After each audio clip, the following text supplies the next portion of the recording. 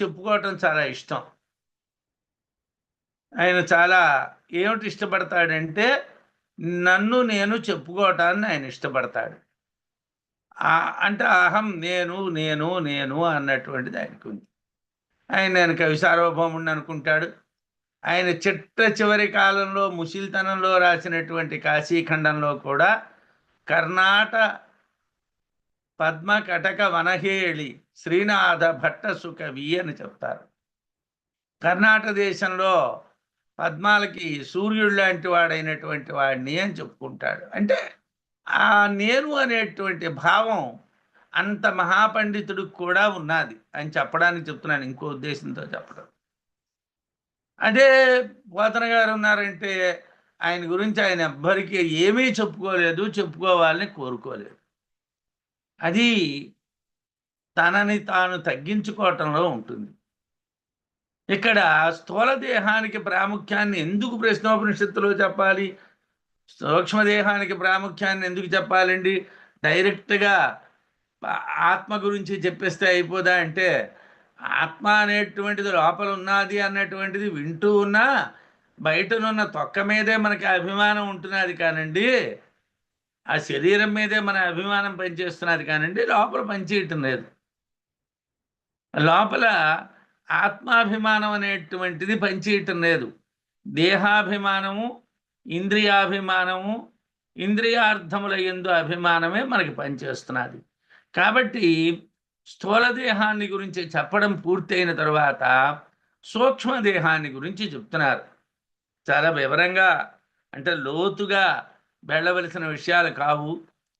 మీరు ఆ ప్రశ్నోపనిషత్తును చదువుకున్నటువంటి వాళ్ళు కూడా మీకు ఇంతకు ముందు కూడా చెప్పాను.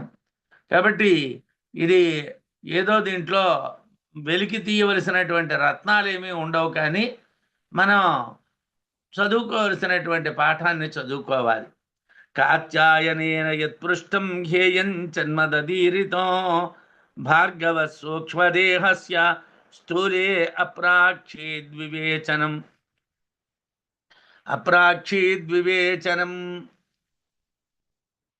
కాత్యాయనుడు అనేటువంటి వాడు మొదటి ప్రశ్నలోని స్థూల దేహాన్ని గురించి అడిగాడు. కాత్యాయనుని చేత యత్పృష్టం ఏది అడుగబడినదో తత్ ఆ హేయం హీనమైనటువంటి జన్మ స్థూలదేహ విషయము, జన్మ విషయము ఈ రీతం చెప్పబడినది. ఎలా పుట్టాము అన్నటువంటి చెప్పాం, ఎలా శరీరం వచ్చింది అన్నటువంటి చెప్పాం, ఈ శరీరానికి ఎంతవరకు ప్రాముఖ్యం అన్నటువంటిది కూడా చెప్పాం. భోక్త భోగ్యము అనేటువంటి రెండు విషయాలు కూడా మొదటి ప్రశ్నలో చెప్పుకున్నాం. దాంట్లో ఏమీ ప్రత్యేకమైనటువంటిది లేదయ్యా, అది హిరణ్యగర్భుని యొక్క రూపమే, ప్రజాపతి యొక్క రూపమే, దాంట్లో ఏం లేదు. సంవత్సరం అన్నా, ఆయనమన్నా లేదు, మాసం అన్నా లేదు, రోజన్నా, అహోరాత్రాలన్నా దాంట్లో ఉండేవి భోక్త భోజ్యము అనేటువంటివి రెండే తప్పిస్తే మరేమీ లేదు అని చెప్పుకున్నాం. అంటే దాంట్లో మనం గుర్తు పెట్టుకోవలసినటువంటిది ఏమీ లేదు. ఒకటి గుర్తు పెట్టుకోవాలి, స్థూల దేహము నిష్ప్రయోజనము అని గుర్తు పెట్టుకోవాలి. హేయం జన్మ తదీరితం, హేయమైనటువంటిది, ఇదే ముఖ్యమైనటువంటిది కాదు. మనకి బ్రహ్మజ్ఞానం అంటే అర్థం ఏమిటంటే, నా గురించి నేను చెప్పుకోవటం తగ్గించుకోవటమే బ్రహ్మజ్ఞానం అండి. నా నా నా అన్నటువంటిది ఏదైతే ఉన్నదో దాన్ని కిందకి తేవాలి, లేకుండా చేసుకోవాలి. అది బ్రహ్మజ్ఞానం. బ్రహ్మజ్ఞానం అంటే నేను అనేటువంటిది కాకుండా అంతా అనేటువంటిది కావాలి. సర్వము అనేటువంటిది బ్రహ్మజ్ఞానము, నేను అనేటటువంటిది దేహజ్ఞానము. దేహజ్ఞానం అనేటువంటి దాంట్లో అహం అనేటువంటిది ఏం చేస్తుందంటే నేను అనే పదాన్ని చెప్తుంది. అదే బ్రహ్మజ్ఞానంలో అహం బ్రహ్మాస్మి అనేటువంటి చోట సర్వజీవుల యందు ఉన్నటువంటిది అని చెప్తుంది. సర్వజీవుల్లోని ఉన్నటువంటిది మనమే, అన్ని జీవుల్లోని మనమే ఉన్నాం. నాకెవరు నమస్కారం చేశారు, నాకెవరు గౌరవించారు, నన్నెవరు పలకరించారు, నన్నెవరు పలకరించలేదు, ఇవన్నీ కూడా వృధా విషయాలు. అన్ని జీవుల్లోని మనమే ఉన్నాం. అన్ని జీవుల్లోని మనమే ఉన్నప్పుడు ఆత్మ అన్ని జీవుల్లోని ఒక్కటే అయినప్పుడు గౌరవాలేమిటి, అగౌరవాలేమిటి, తుల్య నిందా స్తుతిర్మౌని సంతుష్టో ఏనకేనచిత్, ఏముండదు. ఏమి మానాభిమానాలు అనేటువంటివి ఉండవు. అవి లేకుండా ఉండడమే బ్రహ్మజ్ఞానం. నన్ను గౌరవిస్తున్నారు అంటే నేను దూరం అయిపోయాను అనమాట. నేను ఆత్మకి దూరం అయిపోయాను. నన్ను ప్రత్యేకించి మీరు అని ఎవరైనా సంబోధించారు అంటే అర్థం ఏమిటి? నేను సర్వాత్మ భావానికి దూరం అయిపోయాను. భార్గవ సూక్ష్మదేహస్య స్థూలే అప్రాక్షీద్ వివేచనం. స్థూలే స్థూలమందు సూక్ష్మదేహస్య, ఇదిగో ఈ స్థూల శరీరం ఉన్నదండి. ఈ స్థూల శరీరంలో సూక్ష్మ శరీరం అని ఒకటి ఉన్నది. ఆ సూక్ష్మ శరీరం ఏమిటండి? ఏమండి, స్థూల శరీరం పనికిరానిది అని చెప్పారు, బాగానే ఉన్నది. దాని గురించి మనం చర్చించుకోవాల్సింది ఏమీ లేదు, బాగానే ఉంది. మరి సూక్ష్మదేహం దాని సంగతి ఏమిటండి? సూక్ష్మదేహం యొక్క వివేచనం, విచారణను భార్గవ భృగు గోత్ర సంజాతుడైనటువంటి వాడు అప్రాక్షీత్ ప్రశ్నించను. ఏమండి, తరువాత విప్లాద మహర్షితో విదర్భ దేశంలో పుట్టినటువంటి భార్గవుడు, వైదర్భి భార్గవ.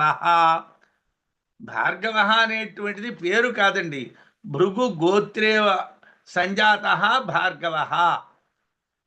భృగోర్ అపత్యం వా గోత్రాపత్యం వా భార్గవ అని వ్యాకరణంలో చెప్తాం. భృగోహ అపత్యం అంటే భృగు యొక్క సంతతి కానీ, గోత్రాపత్యం వా ఆ వంశంలో పుట్టినటువంటి వాళ్ళు కానీ వాళ్ళని భార్గవులు అంటారు. విదర్భ దేశంలో ఉన్నటువంటి భార్గవులు అని ఎందుకన్నారు అంటే దీంట్లో కొన్ని ఇబ్బందులు ఉంటాయండి. అంటే ఒక ప్రాంతంలోని ఉండేటటువంటి భృగు గోత్రం వారికి కొంతమంది ఋషులు ఉంటారు. మరో ప్రాంతంలో ఉండేటువంటి భృగు గోత్రం వాళ్ళకన్నా భిన్నమైన ఋషులు ఉంటారు. భృగుగణంలోనే ఉంటారు కానీ వీళ్ళు ఋషులు వేరు, వాళ్ళ ఋషులు వేరు. అలా అయితే ఏమిటి జరుగుతుందండి? గోత్రాలు మారతాయి. అంటే ఒకే గోత్రం అయినప్పటికీ కూడా గోత్ర ప్రవర మారుతుంది.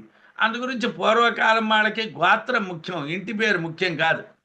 ఎందుకు ఇంటి పేరు ముఖ్యం కాదంటే ఇంటి పేర్లన్నీ కూడా గ్రామ నామాలు. అంటే ఇప్పుడు మా ఇంటి పేరు రాళ్లపల్లి అన్నారనుకోండి, రాళ్లపల్లి అనేటువంటిది ఒక గ్రామ నామం.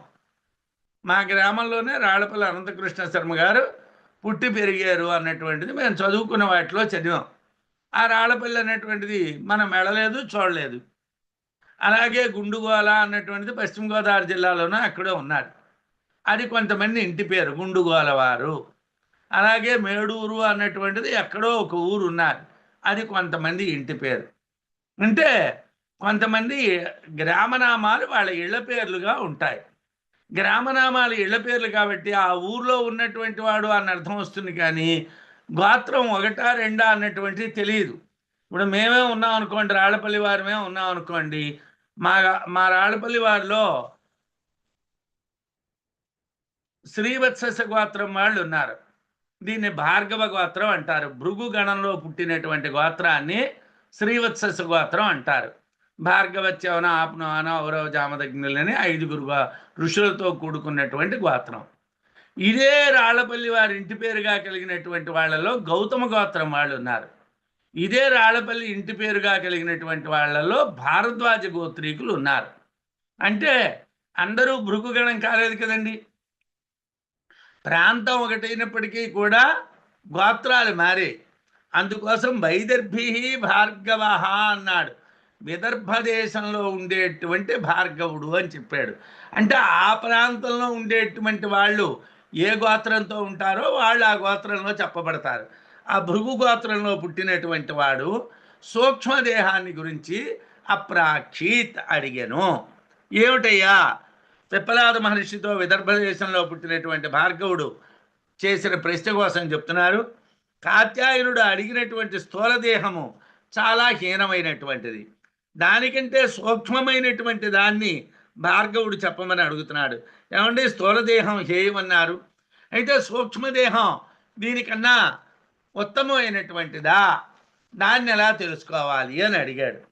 తస్మిన్ వివేచితే స్థూలస్య అనాత్మత్వం స్ఫుటం భవేత్ ధారక ద్యోతక శ్రేష్ఠ ఇత్యప్రాక్షీదసో త్రయం. ఏమండి, తస్మిన్ వివేచితే సూక్ష్మదేహాన్ని, ఆ సూక్ష్మదేహాన్ని విచారణ చేస్తే స్థూలదేహం యొక్క అనాత్మత్వం, ఆత్మ కాదు అనేటువంటి విషయం స్ఫుటం భవేత్, స్పష్టంగా తెలుస్తుందండి. ఏమండి, మనం సూక్ష్మదేహాన్ని విచారణ చేస్తే స్థూలదేహం ఆత్మ కాదు అని ఆటోమేటిక్గా తెలిసిపోతుంది. మన స్థూలదేహం ఆత్మ కాదు, దీన్ని గురించి గోల అవసరం లేదండి, దీని పని ఏమీ లేదండి. కానీ దీన్ని పట్టుకో వేలపడుతున్నామండి. మనం పనికిరాని వస్తువుని పట్టుకొని ఊరు వాడా తిరుగుతున్నాను, నేనండి నేనండి నేనండి నేనండి నేనండి. అయ్యా, ఎవరండి మీరు? ఎవరు మీరు అంటే, బ్రహ్మజ్ఞానం కలిగినటువంటి వాడైతే నేను అన్నటువంటిది ఒక పదార్థం అని చెప్పడానికి ఏదీ లేదు. ఆత్మకి పదార్థత్వం లేదు కదా, ఆత్మ పదార్థం కాదు కదా, పదార్థం కానిటువంటి దాని గురించి చెప్పలేం కదా.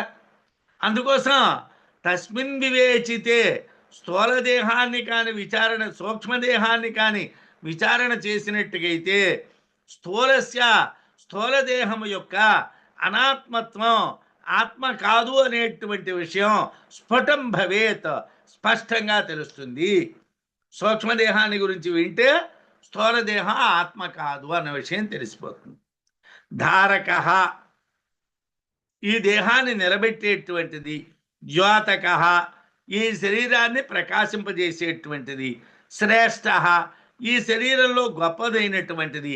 అసౌత్రయం, ఈ మూడు కూడా కహ, ఎవరు? ఇత్యప్రాక్షీత్ అని అడిగాడు. ఏమయ్యా, ఈ దేహాన్ని ఎవరు ధరిస్తున్నారు? కాళ్ళ, చేతుల, ముక్క, నోర, చెవ, కన్న, ఏది ధరిస్తున్నారు? ఏది ఉంటే ఈ శరీరం నిలబడుతున్నది? ధారక కహ, ద్యోతక కహ. ఏమంటే ఈ శరీరాన్ని ఎవరు ప్రకాశింపజేస్తున్నారు? సబ్బులు ప్రకాశింపజేస్తున్నాయా? పౌడర్లు ప్రకాశింపజేస్తున్నాయా? ఈ శరీరాన్ని ఎవరు ప్రకాశింపజేస్తున్నారు? ద్యోతక కహ. ఏమండి, శ్రేష్ఠ కహ, ఈ శరీరంలో ప్రధానమైన వాడు ఎవడండి? ముఖ్యమైనటువంటి వాడు ఎవరండి? ఈ మూడింటిని చెప్పవయ్యా నాకు. ధారకుణ్ణి చెప్పు, ద్యోతకుణ్ణి చెప్పు, శ్రేష్ఠుణ్ణి చెప్పు. ఈ శరీరాన్ని ధరించేవాడిని చెప్పు, ఈ శరీరాన్ని ప్రకాశింపజేసేవాడిని చెప్పు, ఈ శరీరం యొక్క గొప్పతనాన్ని నిలబెట్టేటువంటి వాడిని గురించి చెప్పవయ్యా అంటే, స్థూలదేహం ఆత్మ కాదు అనే విషయం సూక్ష్మదేహ విచారణ చేస్తే మనకి తెలుస్తుంది. అసలు స్థూలదేహాన్ని ఎవరు నిలబెడుతున్నారు? ఈ స్థూలదేహం ఎలా నిలబడుతున్నది? ఎవరు ప్రకాశింపజేస్తున్నారు? వాళ్ళలో ఎవరు గొప్పవాళ్ళు? ఇది భార్గవుడి యొక్క ప్రశ్న. దీనికి ప్రశ్నోపనిషత్తులో ఉన్న మంత్రం ఏమిటి? అథైనం భార్గవో వైదర్భి పప్రచ్ఛ భగవన్ కత్యేవ దేవాః పూజాం విధారయంతే కతరయేతత్ ప్రకాశయంతే కపునరేషాం వరిష్ఠః. వైదర్భి అయినటువంటి భార్గవుడు అడిగాడు, శరీర లక్షణములు కలిగినటువంటి ప్రాణిని, ఈ దేహాన్ని ఎంతమంది దేవతలు నిలబెడుతున్నారు? ఎంతమంది దేవతల వల్ల ఈ శరీరం నిలబడ్డాదో చెప్పవయ్యా. ఒకటో ప్రశ్న ఇది. రెండో ప్రశ్న ఏమిటయ్యా అనంటే, ప్రజాం విధారయంతే. ప్రజాం అంటే శరీర లక్షణం అని భాష్యం రాశారు శంకర భగవత్పాదుల వారు. అంటే ఈ శరీరాన్ని, అంటే ఈ శరీర లక్షణమైనటువంటి దాన్ని ఎంతమంది ఏమయ్యా ప్రకాశింపజేస్తున్నారు? ఎవరు ప్రకాశింపజేస్తున్నారయ్యా? ప్రజాం విధారయంతే కతరయే ప్రజాం విధారయంతే. ఎవరయ్యా దీన్ని నిలబెడుతున్నారు? దీన్ని నిలబెడుతున్న వాళ్ళు ఎవరయ్యా? ఏ దేవతలు దీన్ని నిలబెడుతున్నారయ్యా? మొదటి ప్రశ్న ఇది. శరీర లక్షణం కలిగినటువంటి ఈ స్థూల దేహాన్ని ఎవరు నిలబెడుతున్నారు? ప్రజాం విధారయంతే కతర ఏతత్ ప్రకాశయంతే. ఎవరు? బుద్ధీంద్రియాల, కర్మేంద్రియాల, ఏవి ఈ దేహాన్ని ప్రకాశింపజేస్తున్నాయి? ఈ శరీరం ప్రకాశించడానికి ఎవరి కారణం? కాళ్ళు లేకపోయినా మహత్తరమైన కర్మలు చేసిన వాళ్ళు ఉన్నారు. చేతులు లేకపోయినా మహత్తరమైన కర్మలు చేసిన వాళ్ళు ఉన్నారు.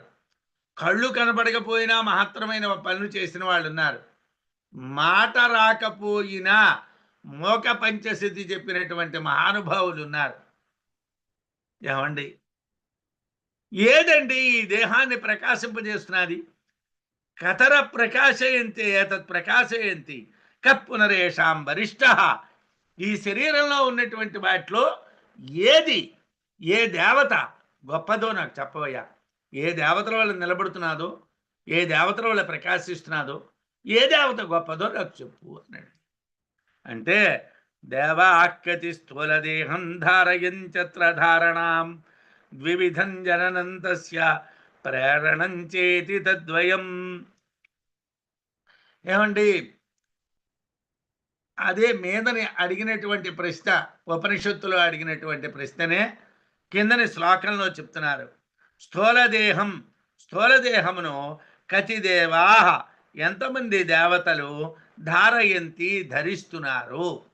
ఎంతమంది దేవతలు ఈ శరీరాన్ని ధరిస్తున్నారు? అంటే అంతమంది దేవతలు ఎందుకండి? ఒకరి వల్ల నిలబడదా? లేదండి. కళ్ళు కనిపించాలి అని అంటే సూర్యుడి యొక్క అనుగ్రహం ఉండాలి. మాట రావాలి అంటే అగ్ని యొక్క అనుగ్రహం ఉండాలి. వాసన చూడాలి అని అంటే వాయువు యొక్క అనుగ్రహం ఉండాలి. చెవులు వినిపించాలి అని అంటే దిక్కుల యొక్క అనుగ్రహం ఉండాలి. నాలుకకి రుచి తెలియాలి అని అంటే వరుణుని యొక్క అనుగ్రహం ఉండాలి. ఇన్నిటికీ ఇన్ని అనుగ్రహాలు ఉండాలంటే ఏ దేవతలు నిలబెడుతున్నారండి? ఇంతమంది దేవతలు నిలబెడుతున్నారా? ఈ శరీరాన్ని మొత్తం ఈ దేవతలు అందరూ నిలబెడుతున్నారా? అయితే వాళ్ళలో ప్రకాశింపజేసే వాళ్ళు ఎవళ్ళు? వాళ్ళలో గొప్పవాడు ఎవడో చెప్పవయ్యా. కతిదేవాహ అని అడిగాడు కదా. ఎంతమంది స్థూల దేహాన్ని ధారయంతి ధరిస్తున్నారు? అత్ర ఇచ్చట ద్వివిధం, రెండు విధాలైనటువంటి ధారణం, ధరించుట ఉన్నారు. రెండు విధాలు ధారణ. ఏమిటి ఆ ధారణ అండి? తస్య జననం, ఆ స్థూల దేహాన్ని పుట్టడం అనేటువంటిది ఒక విధమైనటువంటి ధారణ. తస్య జననం, ఆ స్థూల దేహము యొక్క పుట్టుక రూపమైనటువంటి ధారణ ఒకటి. ప్రేరణంచ, ఆ పుట్టుటకు ప్రేరణ కలిగించుట అనే ధారణ, ఆ పుట్టడానికి ప్రేరణ కలిగించడం అనేటువంటిది ఒక ధారణ. పుట్టడం అనేటువంటిది ఒక ధారణ. ధారణే, రెండు ధారణలే. అంటే రెండు దేహాన్ని ధరిస్తున్నాయి. ఒక ధారణ ఏమిటి? పుట్టడానికి ప్రేరణ. ఇంకో ధారణ ఏమిటి? పుట్టడం. ఈ రెండు రకాలైనటువంటి ధారణలు ఉన్నాయి. ముందు ప్రశ్న ధారణ కదా. ఎంతమంది దేవతలు ధరిస్తున్నారు అన్నాడు కదా. అది రెండు రకాలయ్యా. ఒకటి పుట్టుక రూపమైనటువంటి ధారణ, రెండు ప్రేరణ రూపమైనటువంటి ధారణ. ఈ స్థూలదేహం ధరించు వాళ్ళు ఎందరు దేవతలు? వారిలో ఈ శరీరం కలగడానికి ప్రేరేపించినటువంటి వాళ్ళెవరు? పుట్టించినటువంటి వాళ్ళెవరు? అంటే స్థూలదేహాన్ని ధరించే దేవతల్లో కర్మేంద్రియ, జ్ఞానేంద్రియాల ప్రేరణ ఎంత ఉన్నది? అసలు దేని వలన పుట్టుక జరుగుతున్నది? ఆ పుట్టుక జరగడానికి ఏది ఫోర్స్ చేస్తున్నది? ఏ ప్రేరణ వల్ల ఆ పుట్టుక అనేటువంటిది చెప్పబడుతున్నదో కావాలి అన్నాడు. జ్ఞానవర్గే క్రియావర్గే స్థితాఖ్యే భాసయంతి తం ప్రేరణాఖ్యే ధారణేస్మిన్ శ్రేష్టో దేవేషు కో భవేత్. తమ స్థూలదేహమును జ్ఞానవర్గే స్థితా, జ్ఞానేంద్రియ వర్గంలో ఉన్నటువంటి వాళ్ళు, క్రియావర్గే స్థితా, కర్మేంద్రియ వర్గంలో ఉన్నటువంటి వాళ్ళు, కే, ఏ దేవతలు భాసయంతి ప్రకాశింపజేస్తున్నారు. మూడు ప్రశ్నలు. మూడు ప్రశ్నల్లోని మొదటి ప్రశ్న ధరించడం, రెండో ప్రశ్న ప్రకాశింపజేయడం, మూడో ప్రశ్న గొప్పది ఏది అన్నది. మొదటి ప్రశ్న అడిగేశాం. ఏమిటి మొదటి ప్రశ్న? అయ్యా, పుట్టడం అనేటువంటిది ఎవరు ధరిస్తున్నారు? ఆ పుట్టడానికి ప్రేరణ అనేటువంటిది ఎవరు ధరిస్తున్నారు? 2 రకాలైనటువంటి ధారణ ఎవరు అని అడిగేశాం. మొదటి ప్రశ్న అయిపోయింది. రెండో ప్రశ్న ఏమిటయ్యా? ఎవరు ప్రకాశింపజేస్తున్నారు? ఆ స్థూల దేహాన్ని జ్ఞానవర్గే స్థితా, జ్ఞానేంద్రియ వర్గంలో ఉన్నటువంటి దేవతలు, క్రియావర్గే స్థితా, కర్మేంద్రియ వర్గంలో ఉన్నటువంటి దేవతలు, ఎవరు భాష్య ఏంటి ప్రకాశింపజేస్తున్నారు? కర్మేంద్రియాల వల్ల ప్రకాశిస్తున్నదా, జ్ఞానేంద్రియాల వల్ల ప్రకాశిస్తున్నదా? ఈ దేహం దేని వల్ల ప్రకాశిస్తున్నది అంటే, సాధారణంగా మనం ఏమిటంటాం? వస్త్రేణ వపుషా వాచ విద్యయా విభవేనచ. మన లోకల్లో నీతి శాస్త్రం చదువుకున్నటువంటి వాళ్ళు ఏమిటంటారంటే, వస్త్రేణ మంచి బట్టలు కట్టుకున్నాడు అనుకోండి, ఓహో వాడు బాగున్నాడు రా అన్నాం. వపుష మంచి ఒడ్డు పొడుగ్గా కాళ్ళు చేతులు అన్నీ బాగా ఉన్నాయనుకోండి, ఓహో వీడు చాలా బాగున్నాడు రా, అందంగా ఉన్నాడు రా అన్నాం. వాచ బాగా మాట్లాడాడు అనుకోండి, ఓహో వీడు బాగానే ఉన్నాడు రా అన్నాం. విద్యయా బాగా చదువుకున్నాడు అనుకోండి, అమ్మ చాలా తెలివైన వాడు రా, బాగున్నాడు అన్నాం. విభవేనచ ఐశ్వర్యం.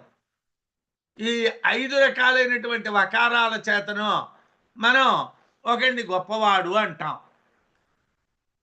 ఇంకో చోట కాశీఖండం అనేటువంటి గ్రంథంలో అంటారు,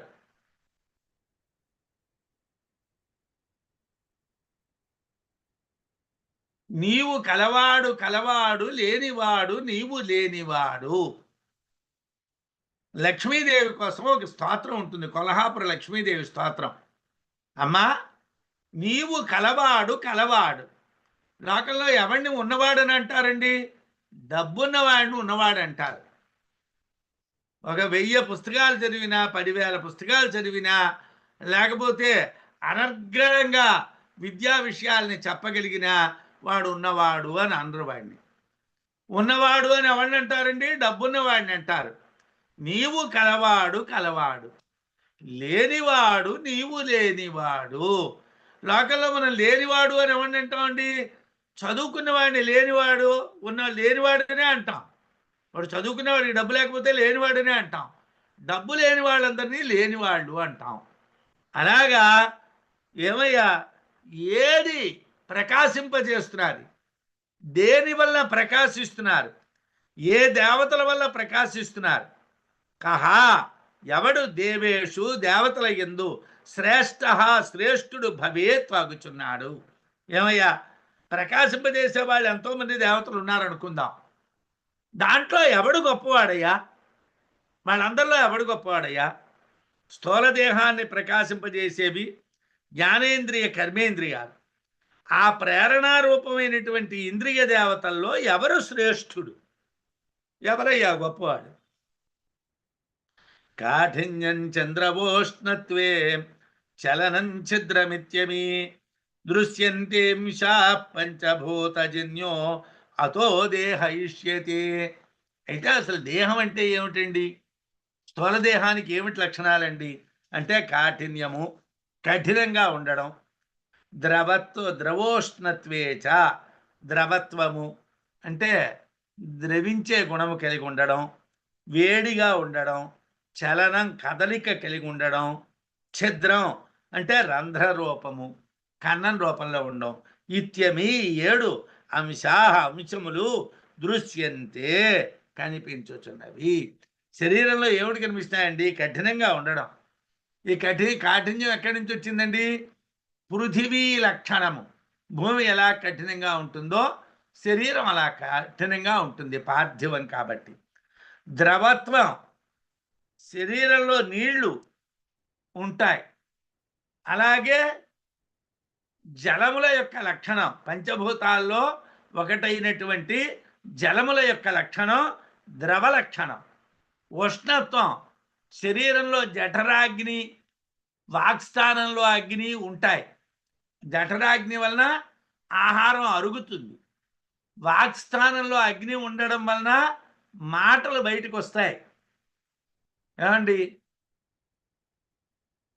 అగ్నిర్మేవాచిశ్రితః వాగ్హృదయే హృదయం మయి అహమమృతే అమృతం బ్రహ్మణి అని వేదం.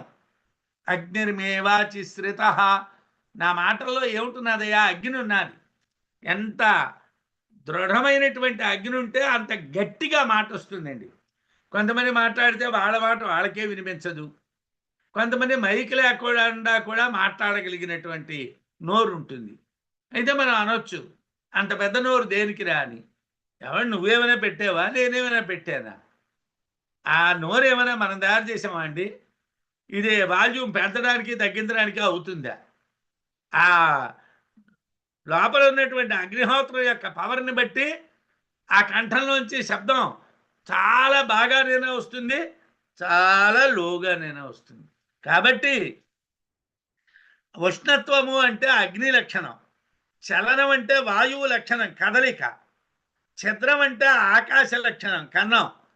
ఇత్యమి ఈ 5 అంశములు కూడా దృశ్యంతే కనిపించుచున్నవి. అతో అందువలన పంచభూతజన్య 5 భూతాల నుండి పుట్టినదిగా దేహ శరీరము ఇష్యతే తెలియబడుచున్నది.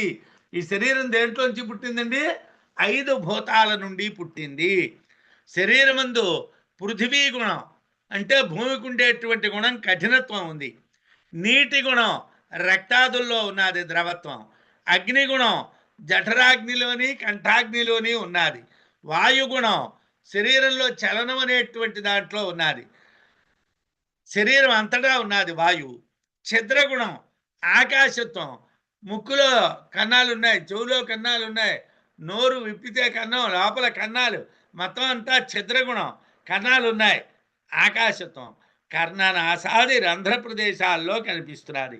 అందువలన ఈ కారణాల చేతను శరీరము పాంచభౌతికము 5 భూతాల వల్ల పుట్టింది.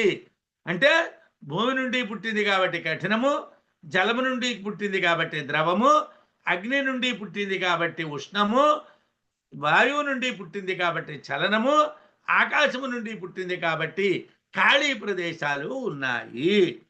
సహోవాచ ఆకాశో హవా ఏష దేవో వాయురగ్నిరాప పృథివీ అని పిప్పలాదుడు అన్నారు. పంచభూతాలు ధారకమైనటువంటి దేవతా రూపాలు. పంచభూతాలే ఈ శరీరాన్ని ధరిస్తున్నాయి. ఈ శరీరాన్ని ధరిస్తున్నవి పృథివీ అప్తేజో వాయుర ఆకాశాలు అనేటువంటి 5 కూడా. ఈ పంచభూతాలే శరీర ఆరంభానికి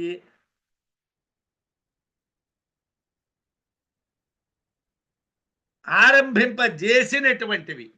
అంటే ఈ శరీరాన్ని ఆరంభింపజేసినటువంటివి ఈ పంచభూతాలే. అయితే ప్రకాశింపజేసేటువంటివి మీరేదో ఇంద్రియాలు అన్నారు కదా, వాటి పరిస్థితి ఏమిటండి? వాక్పాణ్యాది క్రియావర్గ క్రియాంకుర్వన్న భాసయన్ జ్ఞానవర్గో మనశ్చక్షురాదికో భాసయద్వపు. ఏమండి, ఏవి ప్రకాశింపజేస్తాయి అని అడిగాం కదండి. వాక్పాణాది అంటే వాక్కు, చేయి మొదలైనటువంటివి, మాటలు, చేతులు మొదలైనటువంటివి. క్రియావర్గ కర్మేంద్రియ వర్గములు, ఇవి కర్మేంద్రియాలు. క్రియాంకుర్వన్ పనులను చేయుటకు ఉపకరిస్తూ ఉన్నా నా భాసయేత్ ప్రకాశింపజేయవు. ఏమండి, బాగా మాట్లాడతాడు కాబట్టి వాడు చాలా గొప్పవాడు, బాగా అందంగా ఉన్నాడు కాబట్టి వీడు చాలా గొప్పవాడు అని ఇందాకలా నీతి శాస్త్రంలో చెప్పినవి పనికి రావండి. ప్రకాశింపజేసేది మాటలు కాదు, ప్రకాశింపజేసేవి మనం చేసే పనులు కావు. మరి దేని వల్ల ప్రకాశిస్తాయండి? స్థూలదేహం దేని వల్ల ప్రకాశిస్తుందండి? జ్ఞానవర్గో మనశ్చక్షురాదిక. మనశ్చక్షురాదిక జ్ఞానవర్గ, మనస్సు, కన్ను మొదలైనటువంటి జ్ఞానవర్గం ఏదైతే ఉన్నదో, మనస్సు, కళ్ళు మొదలైనటువంటి జ్ఞానవర్గం వపుహు దేహమును భాసయేత్ ప్రకాశింపజేయు. ఏమండి, జ్ఞానులు కాంతి కలవాళ్ళు, ఉపన్యాసాలు చెప్పిన వాళ్ళు కాంతి కలవాళ్ళు కారు. ఉపన్యాసాలు చెప్తున్నాడంటే వాడు కొన్ని విధాలుగా మంచి చేస్తున్నాడు అనుకోండి, సమాజానికి ఏవో కొంతమందికి మంచి మార్గాన్ని చూపెడుతున్నాడు అన్నటువంటిది. కానీ వాడి మనస్సు నిగ్రహంగా ఉండాలి, వాడి ఇంద్రియాలు నిగ్రహంగా, జ్ఞానేంద్రియాలు నిగ్రహంగా ఉండాలి. వాడికి ఏ రకమైనటువంటి అహంకారము ఉండకూడదు, వాడికి ఏ రకమైనటువంటి ప్రలోభాలు ఉండకూడదు. మనశ్చక్షురాధికం, మనస్సు చక్షువు మొదలైనటువంటివి ఏవైతే ఉన్నాయో అవి జ్ఞానవర్గము. దేహం అంటే శరీరమును, వపుహు శరీరమును భాషయేత్ ప్రకాశింపజేయును. ఏమండి, అందంగా ఉన్నారా రామకృష్ణ పరమహంస గారు? రమణ మహర్షి గారు అందంగా ఉన్నారా? మంచి బట్టలు కట్టుకున్నారా? మంచి టాకింగ్ పవర్ ఉన్నాదా?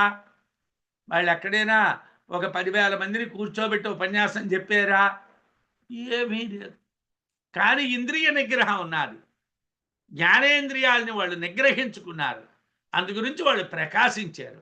ప్రకాశించడానికి కారణం ఏమిటి? ఇంద్రియ నిగ్రహము. అది ఏది? జ్ఞానేంద్రియ నిగ్రహం. ఎప్పుడైతే మనస్సు పనిచేయదో, కాళ్ళు పనిచేయవు, చేతులు పనిచేయవు, బుర్ర పనిచేయదు.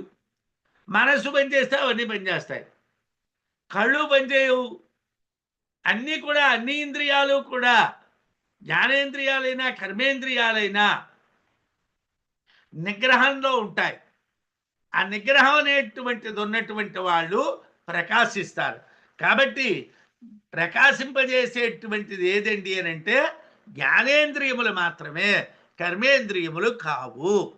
కర్మేంద్రియాలు కర్మలు చేయడానికి ఉపయోగపడ్డప్పటికీ కూడా దేహాన్ని ప్రకాశింపచేయవు. జ్ఞానేంద్రియాలు శరీరాన్ని ప్రకాశింపచేస్తాయి. వాంగ్మనశ్చక్షుశ్రోత్రంచ తే ప్రకాశ్యాభి వదంతి. వాక్కు, మనస్సు, కన్ను, చెవి మొదలైనటువంటివి జ్ఞానేంద్రియాలు. కార్యరూపంగా, కరణ రూపంగా ఉన్నటువంటి దేవతలే. శరీర రూపంగా ఉన్నటువంటివి, ఇంద్రియ రూపాలుగా ఉన్నటువంటివి కూడా దేవతలే. అవి దేహాన్ని ప్రకాశింపజేస్తున్నాయి. ఆ జ్ఞానేంద్రియాలు ఏవైతే ఉన్నాయో అవి దేహాన్ని ప్రకాశింపచేస్తున్నాయి. అందులో కర్మేంద్రియాలకి స్వతంత్రంగా ప్రకాశింపజేసేటువంటి శక్తి లేదు. జ్ఞానేంద్రియాలే ప్రకాశ రూపములు.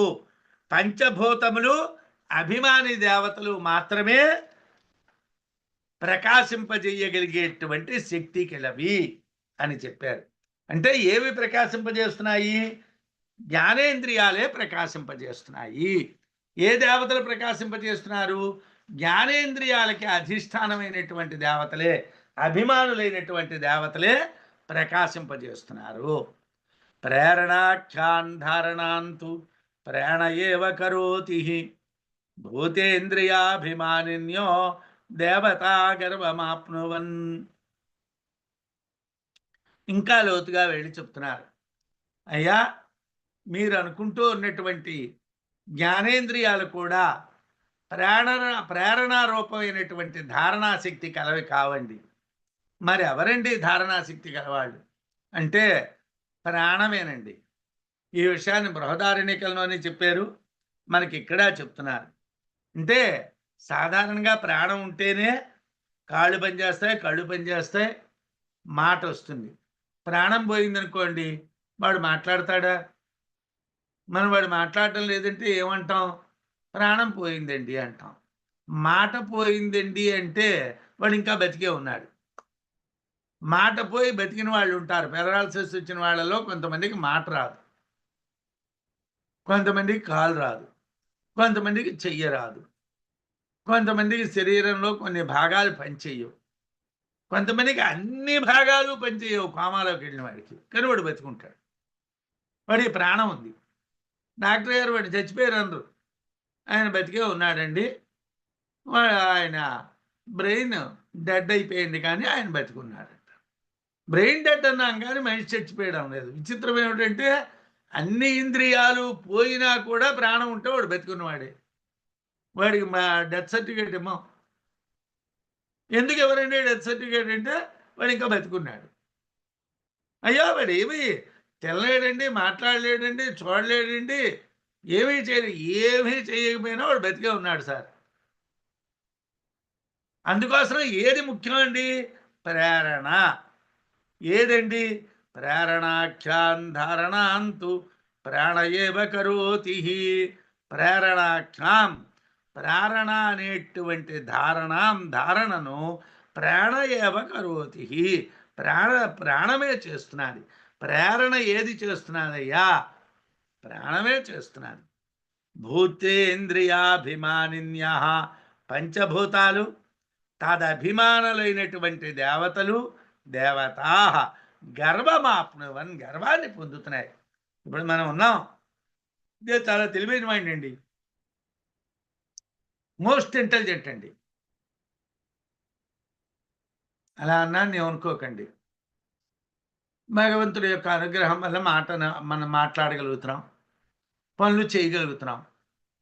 వాడికి ఏమైనా అయ్యా వేరేగా ఆలోచన వచ్చిందనుకోండి, ఈ బ్రహ్మాండంగా మాట్లాడిన వాడి నోటిని మాట రాదు సార్. ఈ బ్రహ్మాండంగా పనిచేసినటువంటి వాడు ఏ పని చేయలేడండి.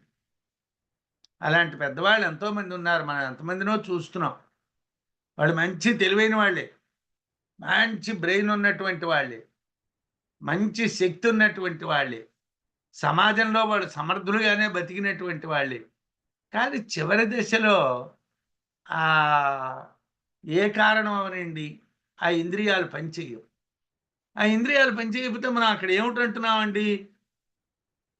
ఏమండి, ఆ ప్రాణం లేదు అనలేదు, ప్రాణం ఉంది.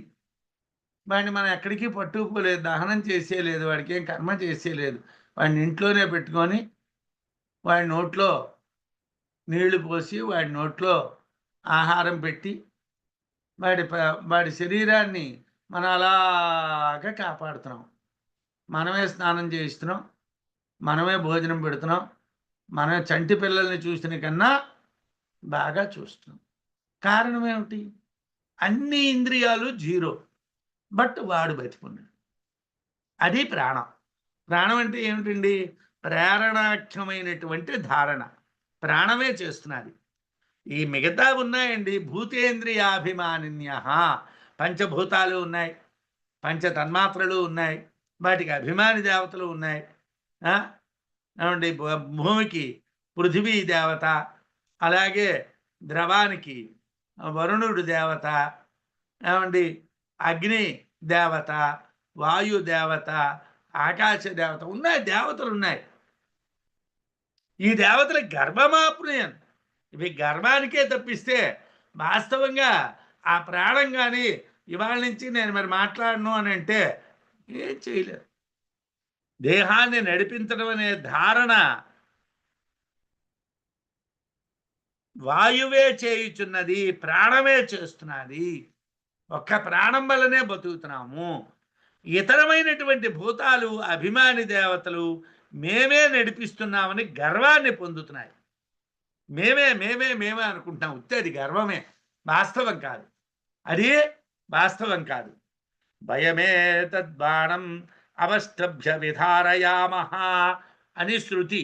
మేమే ఈ బాణాన్ని, అంటే కార్యకరణ సంఘాత రూపమైనటువంటి శరీరం బాణం అంటే.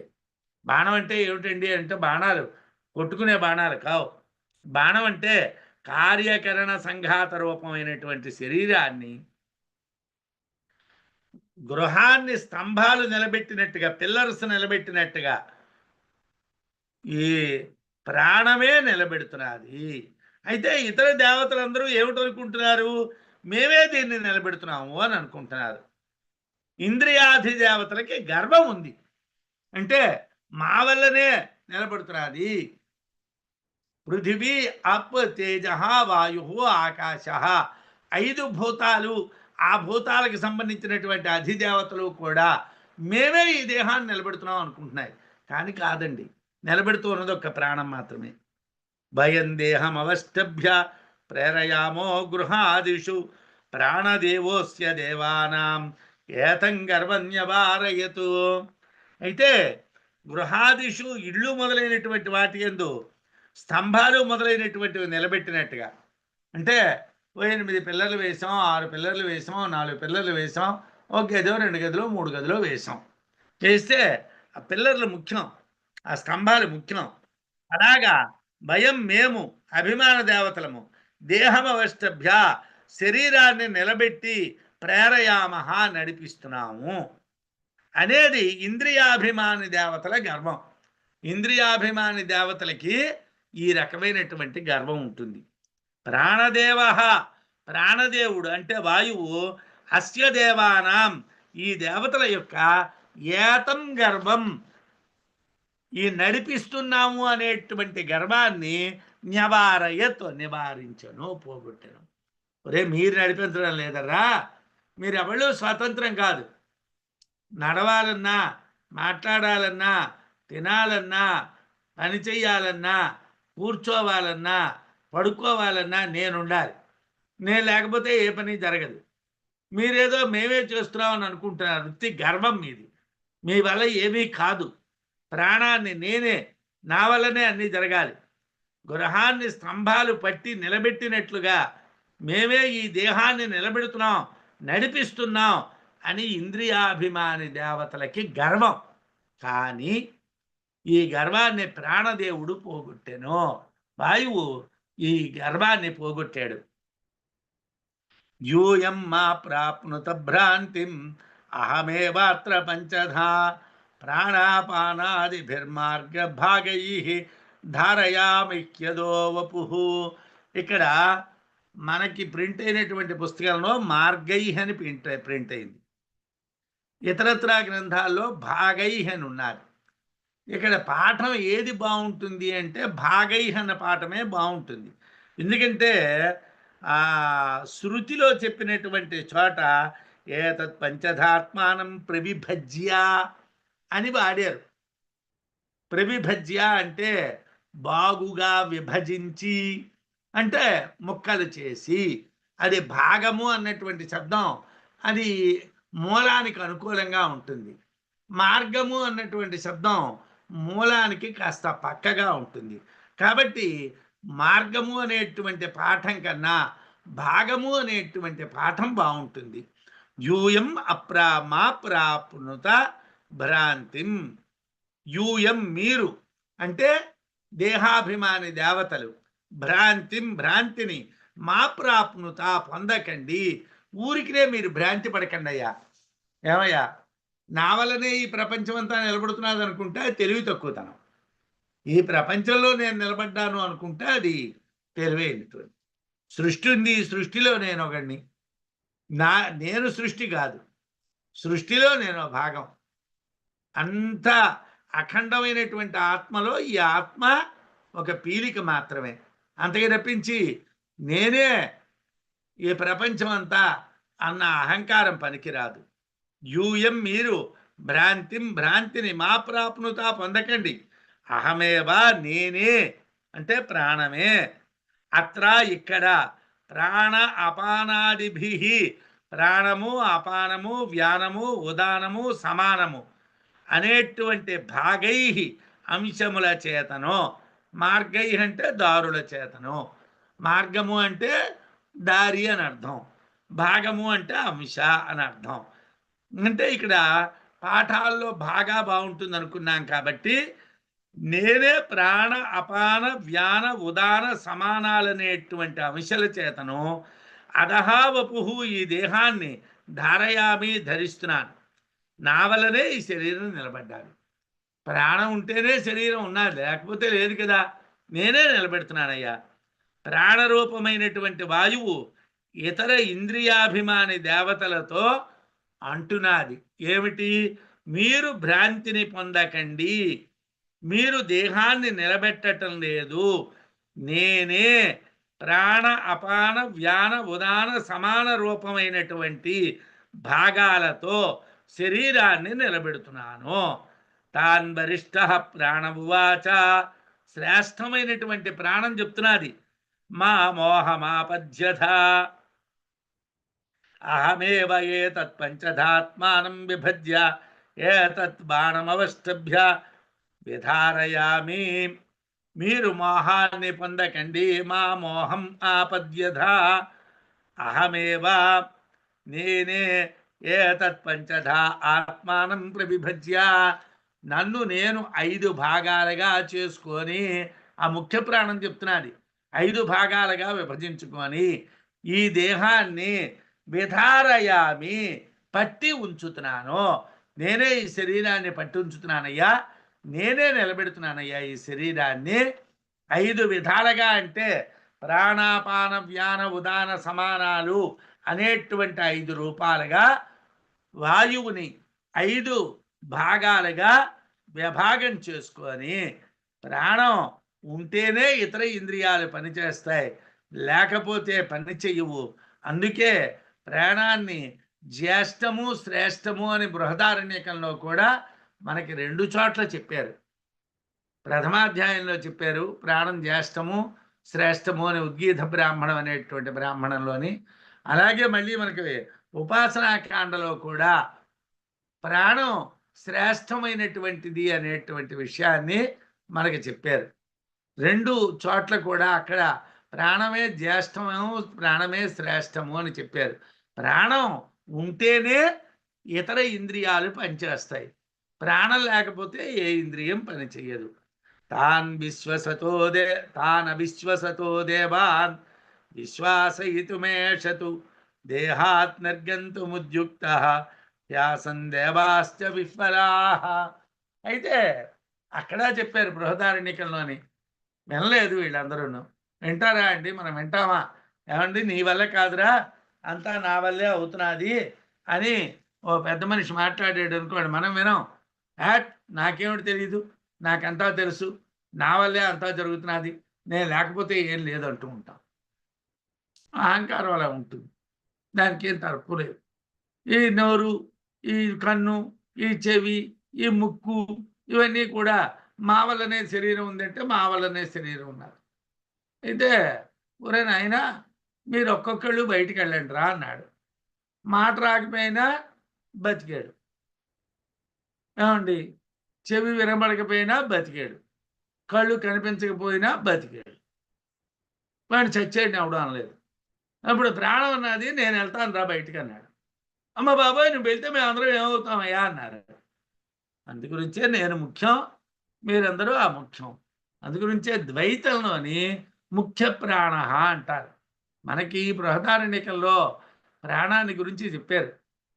ప్రాణావై సత్యం తేషామేవ సత్యస్య సత్యం అని ఉపనిషత్తు రహస్యార్థము అని చెప్పారు. ప్రాణావై సత్యం, ప్రాణమే సత్యము, తేషామేవ సత్యస్య సత్యం, ఆ ప్రాణాలకి సత్యానికి సత్యమైనటువంటిదే ఆత్మ అని చెప్పారు. ఇక్కడ తాన్ అవిశ్వసతో దేవాన్, తాన్ దేవాన్ ఆ ఇంద్రియాభిమాని దేవతలను, అవిశ్వసత నమ్మకం లేనటువంటి వాళ్ళని, నువ్వే ఉండాలా, మేము ఉంటే పని జరగదా, మేము ఉంటే మేమే పని చేస్తాం, నువ్వు అక్కర్లేదు అని అనుకుంటూ ఉన్నటువంటి వాళ్ళని చూసి విశ్వాసయితుం నమ్మకం కలిగించడం కొరకు ఏషతు ఈ ప్రాణమైతే దేహాత్ శరీరము నుండి నిర్గంతుం బయటకు వెళ్ళుటకు ఉద్యుక్త సిద్ధపడెను. ఈ కథ ఏమండి? ఒరే నాయన మీకు నమ్మకం లేదా? మీ వల్లనే దేహం నడుస్తున్నది అని మీరు అనుకుంటున్నారు కదా, నేను బయటికి వెళ్తాను, మీరందరూ నడిపించండి, శరీరాన్ని మీరు నడిపించండి, నేను బయటికి వెళ్తాను. ఆ అభిమాని దేవతకి నమ్మకం లేదు. ఆ అభిమాని దేవతలు ఏమిటనుకుంటున్నాయి, మా వల్లనే అంతా జరుగుతున్నాయి అనుకుంటున్నది. అందుకోసం ఏం చేసింది ప్రాణం, నేను బయటికి వెళ్తాను రా నాన్న, మీరందరూ దీన్ని నడిపించండి రా అన్నారు. అంటే దేవాశ్చ ఇంద్రియాభిమాని దేవతలు విహ్వలాహ ఆసన్ భయాక్రాంతులయ్యారు. ప్రాణం పడిపోయింది అనుకోండి, మాట రాదు. అగ్నిదేవతే మాటకి, కానీ మాట రాదు. అలాగే కళ్ళు కనిపించవు, ఆదిత్యుడి దేవతే కానీ కనిపించవు. ఇదేం కోలరా, ఈ ప్రాణం పడిపోతే మన పని జరగదు. ముందేమిటన్నారు, నువ్వు లేకపోయినా మేము బతికేస్తాం అన్నారు. అయితే మీకు నమ్మకం లేదు కదా, నేను చూసుకుంటానండి, నేను వెళ్తాను మీరు ఉండండి అన్నారు. ఎప్పుడైతే ఆ ప్రాణం బయటకు వెళ్తారన్నాదో అమ్మమ్మ బాబు బాబుని ఓడిపోకన్నారు. ప్రాణం నేనే ధరిస్తున్నాను అని చెప్పినా ఇంద్రియ దేవతలు నమ్మలేదు. వారికి నమ్మకం కలిగించడానికి ప్రాణం శరీరం నుండి బయటకు రావడానికి సిద్ధపడ్డారు. నేను బయటకు వెళ్ళిపోతాను అన్నాడు. అప్పుడు ఆ ఇంద్రియాభిమాన దేవతలు భయాన్ని పొందారు. తే అశ్రద్ధానా బభూవు. ఆ ఇంద్రియాభిమాని దేవతలు ప్రాణం చెప్పేటువంటి మాటల మీద శ్రద్ధ లేని వాళ్ళు అయ్యారు. అంటే వాళ్ళకి నమ్మకం లేదు. వాళ్ళకి నమ్మకం లేదు. నువ్వు చెప్పడం ఏమిటి, మేము వినడం ఏమిటి, మేమే స్వతంత్రంగా బతుకుతున్నాం. అయితే అదేం చేసింది? శోభిమానాదూర్ధ్వం ఉత్క్రామత ఇవ తస్మిన్ ఉత్క్రామత్యధేతరే సర్వే ఏవ ఉత్క్రామంతే తస్మింశ్చ ప్రతిష్టమానే సర్వ ఏవ ప్రతిష్ఠింతే. ఏమండి, దానికి కోపం వచ్చిందండి. అదవల్లరా నా మాట మీరు పట్టించుకోరా, నేను ముఖ్యమర్రా, మీరున్నా లేకపోయినా పర్వాలేదు, కళ్ళు లేకపోయినా పర్వాలేదు, చెవులు లేకపోయినా పర్వాలేదు, నోరు లేకపోయినా పర్వాలేదు, కాళ్ళు లేకపోయినా పర్వాలేదు, చేతులు లేకపోయినా పర్వాలేదు, నేనుంటే ఈ ఆహారం నడుస్తుందర్రా అంటే మీరు విన్నారు కాదు, సరే మీ సంగతి చెప్తాను అని బయలుదేరిపోయింది. ఆ ప్రాణం తన మాట మీద నమ్మకం లేనటువంటి వాళ్ళ వల్ల, ఆ అభిమాని దేవతల వల్ల గౌరవం దెబ్బతిన్నారు. వీళ్ళు నా మాట వింటం లేదు కాబట్టి ఏం చేయాలి? ఊర్ధ్వముత్క్రామత ఇవ తస్మిన్ ఉత్క్రామతి. మీదకి లేచిపోతాను అని లేచిపోయింది. అదే తరే సర్వే ఏవ ఉత్క్రామంతే. ఈ ప్రాణం పోయేసరికల్లా మాట పోయింది, కాలు పోయింది, చెయ్యి పోయింది, నోరు పోయింది, అన్నీ పోయాయి. ఈ ప్రాణం పోయేసరికి ఒక్కటి కూడా లేదు, ఏదీ లేదు. కళ్ళు లేవు, కాళ్ళు లేవు, చేతులు లేవు, ఏమీ పనిచేయడం లేదు.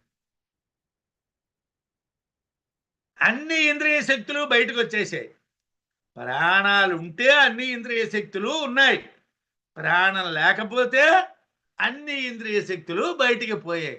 కాబట్టి ఏది ప్రాణము, ఏది శ్రేష్టము, ఏది వరిష్టము? ప్రాణమే. నిర్గచ్చంతి నిర్గచ్చంతి చ నిర్గతే మధుకృన్నక్షికా దేవాశ్చాసన్ ప్రాణవశాస్తథా.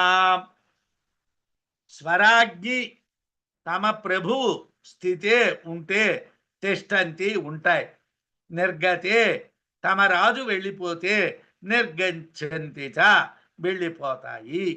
ఏవండి? తుమ్మెదలు. తేనె పట్టుకుండేటువంటి తుమ్మెదలకి రాజు ఉంటాడు. ఆ తుమ్మెదలకు ఉండేటువంటి రాజు ఉంటే ఆ తేనెటీగలు అక్కడ ఉంటాయి, ఆ రాజు వెళ్ళిపోతే ఆ తేనెటీగలు వెళ్ళిపోతాయి. ఏమండి? స్వరాజ్ఞి తమకి ప్రభు అయినటువంటి తమ రాజు అయినటువంటి వాడు స్థితే ఉంటే తిష్టంతి ఉంటాయి, నిర్గతే వెళ్ళిపోతే నిర్గచ్చంతిచ వెళ్ళిపోతాయి. యథా మధుకృతు తేనె పట్టుని పట్టుకున్నటువంటి మక్షికా తేనెటీగలు ఏ విధంగా అయితే వాళ్ళ రాజుని అనుకరిస్తాయో తథా ఆ విధముగా దేవాశ్చ ఇంద్రియాభిమాని దేవతలు ప్రాణవశాహ ప్రాణమునకు వశమైపోయారు. ప్రాణవశాహ ప్రాణం యొక్క స్థితిలో వాళ్ళందరూ ఉన్నారు. ప్రాణం ఉంటే ఉన్నాయి, ప్రాణం లేకపోతే లేవు. అంటే స్వతంత్రంగా ఏ ఇంద్రియము పని చెయ్యదు, ఏ ఇంద్రియానికి స్వతంత్రత లేదు. ప్రాణం ఉంటేనే పనిచేస్తాయి, ప్రాణం లేకపోతే పని చెయ్యవు. ఎలాగైతే రాజైనటువంటి తుమ్మెద ఉంటేనే ఇతర తుమ్మెదలు ఉంటాయో, లేకపోతే మిగతా తుమ్మెదలు అక్కడి నుంచి వెళ్ళిపోతాయో, అలాగే ఈ ఇంద్రియాభిమాని దేవతలు కూడా ప్రాణం ఉంటేనే ఉంటారు, ప్రాణం పోతే పోతారు. తేనె పట్టును పట్టినటువంటి తేనెటీగలు తమ రాజు ఉంటేనే ఉంటాయి, వెళ్ళిపోతే వెళ్ళిపోతాయి. అలాగే ఇంద్రియాభిమాని దేవతలందరూ ప్రాణం ఉంటేనే ఉంటారు, ప్రాణం పోతే వాళ్ళు పోతారు. ఇంద్రియాభిమాని దేవతలంతా ప్రాణం యొక్క అధీనంలోనే ఉన్నారు. మొత్తం అందరూ కూడా దేని అధీనంలో ఉన్నారు? ప్రాణం యొక్క అధీనంలోనే అందరూ ఉన్నారు. తద్యథామక్షికా మధుకర రాజానం ఉత్క్రామంతం సర్వాయేవ ఉత్క్రామంతే తస్మింశ్చ ప్రతిష్టమానే సర్వా ఏవ ప్రాతిష్టంత అని శృతి. శృతి ఏమిటంటున్నారు అంటే ప్రశ్నోపనిషత్తులో మంత్రం ఏమిటి? ఏ విధంగా తేనెటీగలు వాటి రాజు ఉంటే ఉండడం, వెళ్ళిపోతే వెళ్ళిపోవటం చేస్తాయో అదే విధంగా ప్రాణం ఉంటే ఇంద్రియాలు ఉంటాయి, ప్రాణం పోతే అన్నీ వెళ్ళిపోతాయి.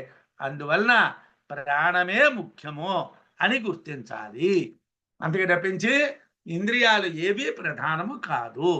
ఉత్క్రాంతిం వారయంతస్తే ప్రాణాన్ తుష్టురాధరాత్ ప్రాణా సూత్రం తేన బద్ధాః సర్వే తద్వశగా ఇమే. తే ఇంద్రియాభిమాని దేవతలు ఉత్క్రాంతిం ప్రాణము బయటకు వెళ్ళుటను వారయంతః నివారిస్తూ ఆదరాత్ ప్రీతితో ప్రాణమును తుష్టువు సంతోషపరచిరి. పోయి నాయనా ప్రాణమా, నువ్వు ఓడిపోకయ్యా, నువ్వు ఓడిపోతే మేము కూడా పోవాలయ్యా, నువ్వు ఉండవయ్యా అని దాన్ని చాలా ప్రీతిపూర్వకంగా ఆదరపూర్వకంగా దాంతో మాట్లాడి దాన్ని ఉంచారు.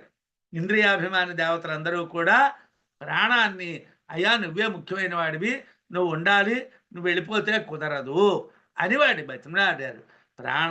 ప్రాణములు సూత్రం, దారం. ఏమండి, మణులు ఉన్నాయి, మణులు చాలా ఖరీదైనవి, ఒక్కొక్క మణి కొన్ని లక్షలు కొన్ని కోట్లు చేస్తుంది. కానీ దారంలో ఉంటేనే మణికి విలువ. సూత్రే మణిగణ ఇవ. మణిగణాలు బయటను పెట్టామనుకోండి వాటికి విలువ ఏమి ఉండదండి. వాటిని ఒక దారంలో గుచ్చామనుకోండి, అమ్మ బాగుందండి, దండ బాగున్నదండి, చాలా బాగా ఉన్నదండి దండ అన్నాం. ఆ దండకి కారణం ఏమిటి? సూత్రం. కాబట్టి ప్రాణము సూత్రం. ప్రాణములు సూత్రం. దాన్ని సూత్రాత్మ అంటారు. సూత్రాత్మ అంటే ప్రాణము. ఏమిటండి? దారం లాంటిది అది. సర్వే అన్ని ఇంద్రియాభిమాన దేవతలు తేనబద్ధా, ఆ సూత్రంతో కట్టబడ్డాయి.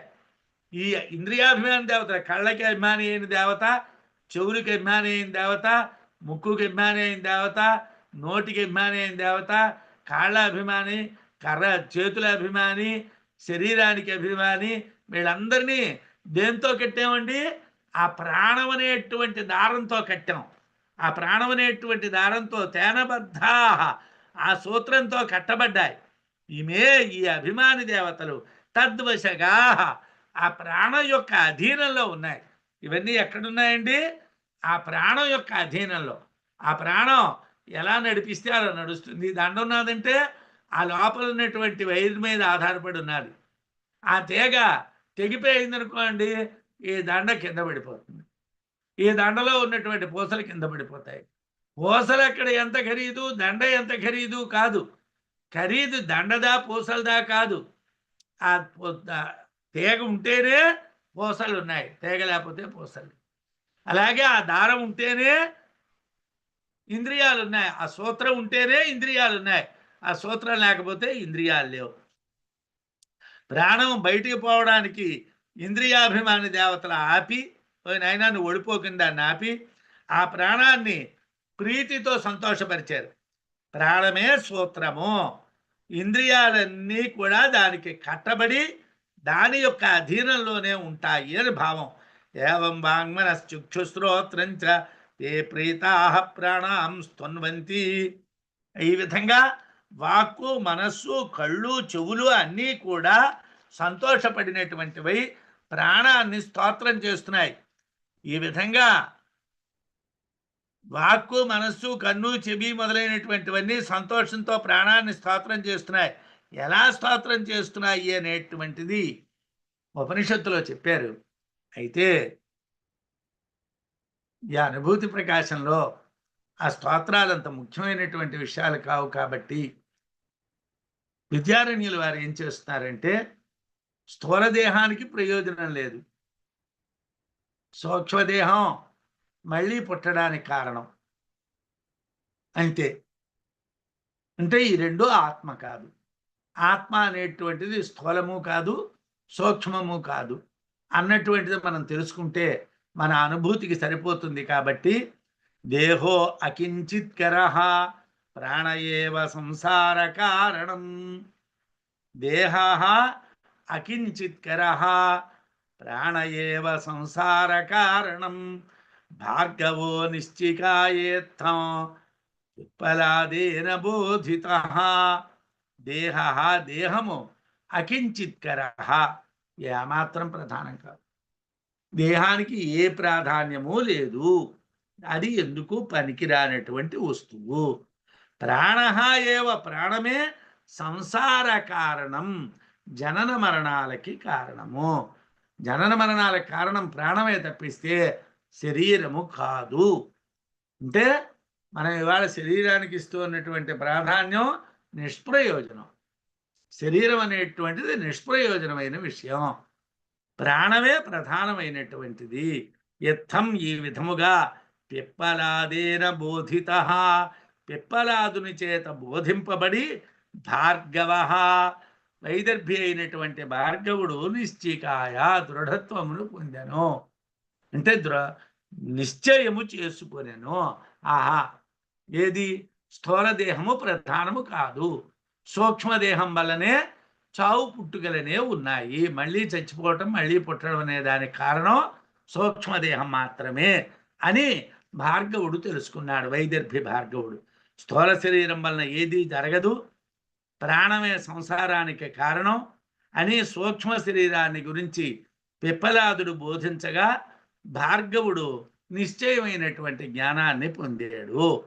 యథార్థమునకు స్థూల సూక్ష్మదేహ జ్ఞానము పరమార్థ జ్ఞానం కాదు.